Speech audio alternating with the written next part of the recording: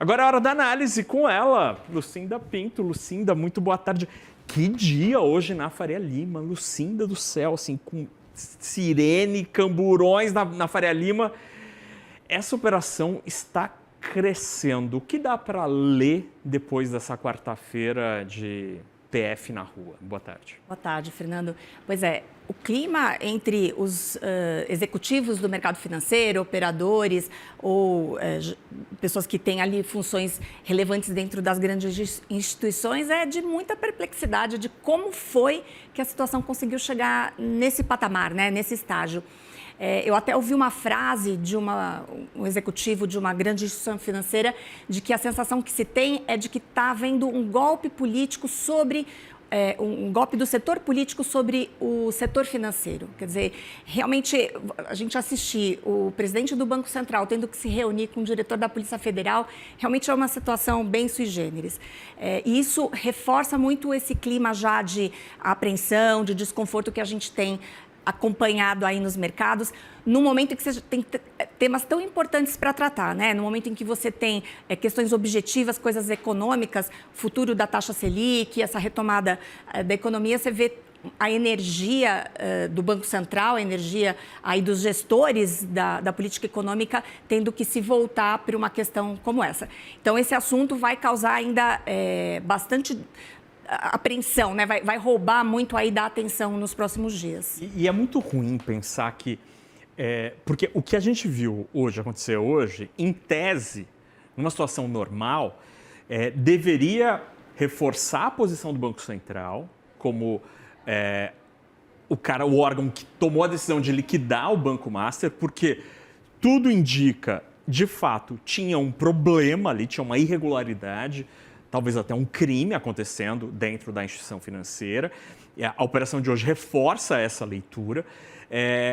Ou seja, deveria ser bom para o mercado financeiro, para a autoridade monetária, enfim, para o supervisor do sistema bancário. Mas aí é muito maluco, porque depois acontece tudo isso e aí o ministro Toffoli diz, não, tudo que for apreendido vai ficar lacrado no Supremo, o que em tese pode impedir a continuidade da investigação.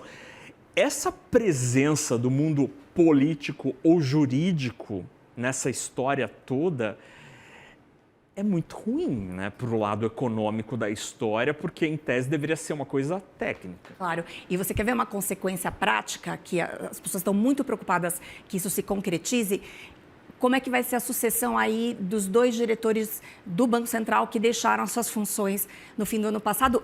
Entre eles, o Renato Gomes, que era justamente o diretor de organização do sistema financeiro e resolução, que é justamente o cargo que coordena, que faz esse monitoramento das instituições financeiras, que previne esse tipo de crise, enfim. Esse cargo está vago, o Renato Gomes saiu numa situação super tensa, porque, veja, ele teve esse problema, esses ataques do governo, primeiro do Supremo, depois do TCU, depois aquele monte de influencer falando mal dele. Quer dizer, ele saiu nesse clima, né? A situação do Master só escala desde que houve essa intervenção, desde que a venda do Master foi impedida. A gente vê que tentativas ali de esconder coisas, de esconder situações, tudo isso só se ampliou. E a gente tem que escolher um nome para essa vaga. Quem é que vai ter coragem, né? Quem é que está disponível? Quem tem condições técnicas e estômago, né, para lidar com essa situação no meio dessa confusão. No episódio do TCU, como a gente já comentou aqui, demorou muito para alguma autoridade sair na defesa do Galípolo. Então, o Banco Central ficou ali um pouco jogando sozinho. Então, esse é um aspecto, e também tem a diretoria ali de política monetária, que é um outro capítulo que também gera bastante ansiedade. Agora, o interessante, Naka, é que quando você conversa com as pessoas de mercado, parece que a substituição do Renato Gomes hoje gera mais ansiedade do que a escolha do nome para a política monetária, o que é completamente não usual, porque o cargo de diretor de política monetária é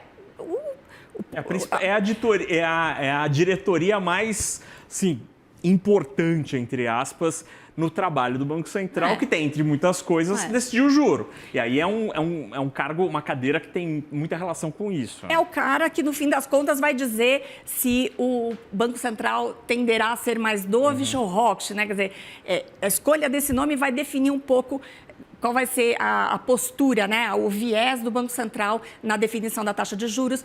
É essa a função que faz toda a gestão também de câmbio, qual vai ser a estratégia de política cambial, mais intervenção, menos intervenção, tudo isso está na cadeira de política monetária. Por isso que o mercado espera a definição desse nome com tanta ansiedade. Só que dessa vez, a substituição ali do Renato Gomes, né, nessa função de organização do sistema financeiro, está gerando muito mais ansiedade.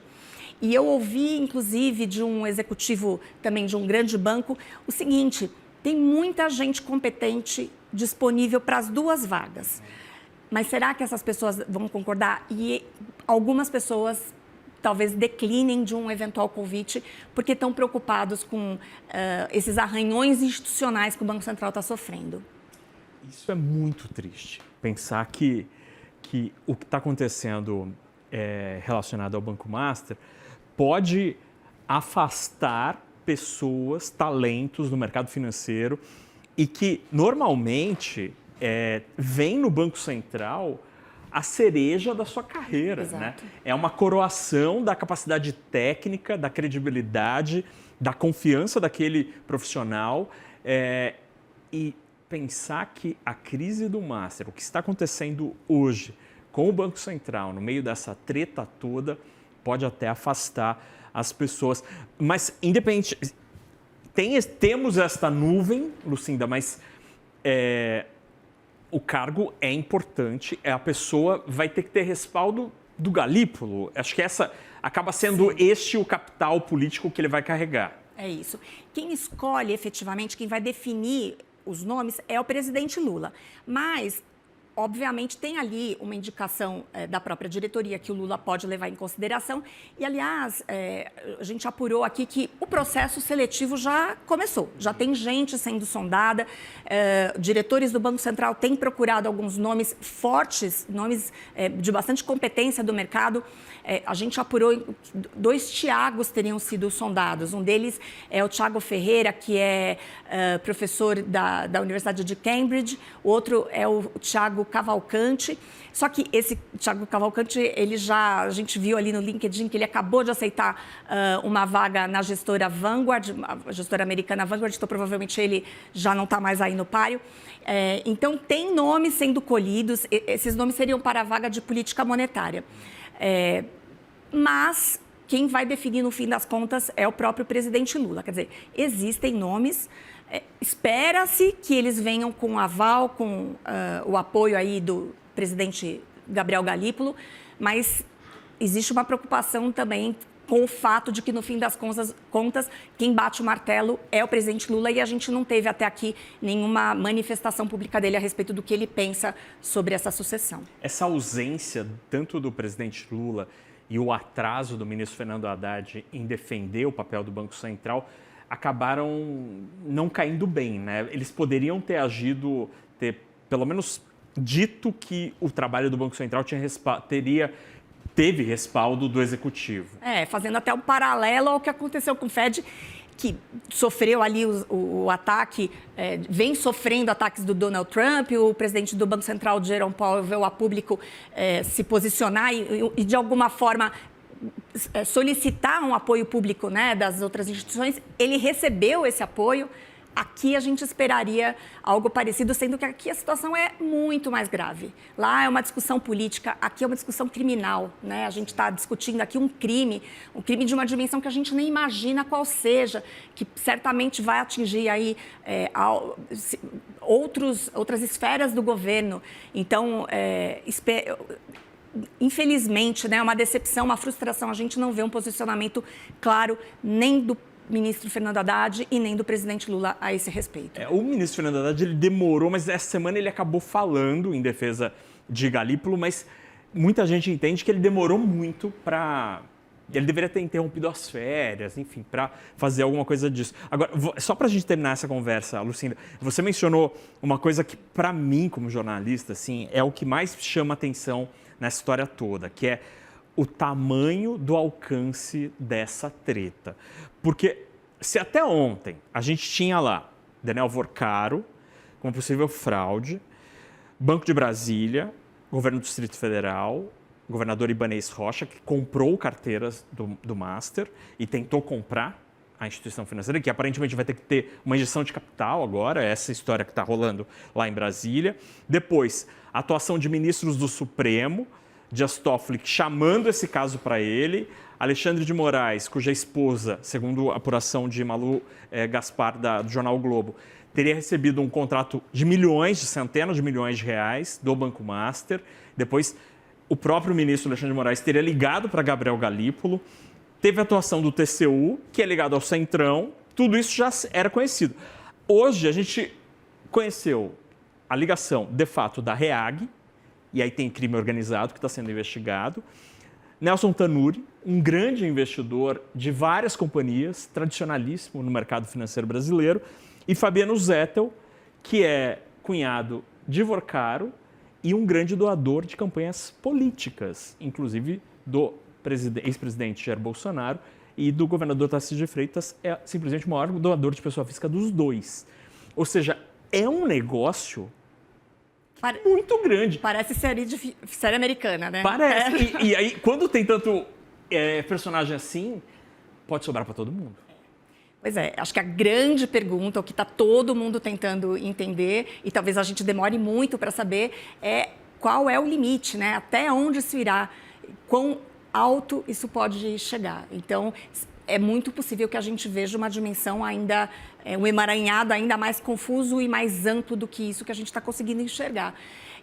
Já começaram a falar até numa possibilidade de uma delação premiada do Vorcaro, talvez a partir daí seja possível puxar melhor esse fio da meada, mas eu acho que a dimensão, né, a extensão dessa situação, eu acho que é o que está assustando muitos mercados. E, de novo, o que é muito triste é perceber que, no momento em que você precisaria de uma dedicação tão grande do Banco Central para resolver o problema dos juros, que castiga tanto o país, você vê o Banco Central tendo que discutir com a Polícia Federal, tendo que pensar em questões criminais. Isso é muito, muito sério. Lucinda Pinto, analista de economia da CNN, obrigado pela conversa. Até amanhã. Obrigada, Naka. Até amanhã.